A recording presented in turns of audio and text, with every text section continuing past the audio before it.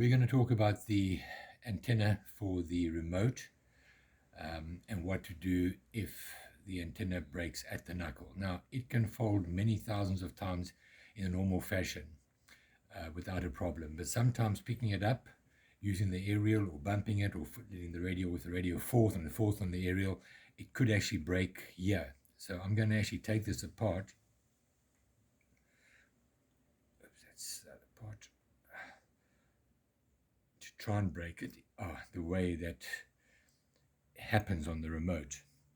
Now, the problem is that when it comes adrift here, you can see it's got two little holes on the side and two little pins that come through the side of this plastic.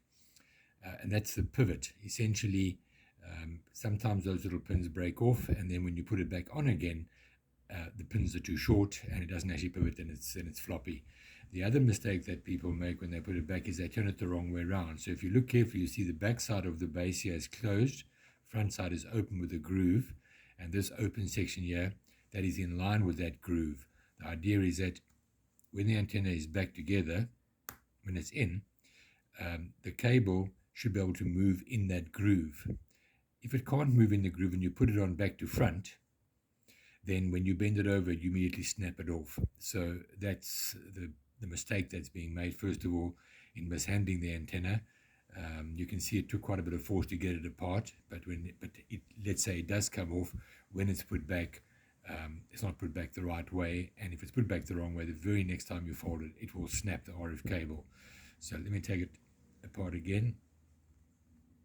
Okay, now in this instance, on this standard antenna, this RF cable is very thin. This is a coaxial cable, meaning that it's got a isolated or insulated center core with a screen cable around, and it's that thin because of the very high frequency that the radios work on.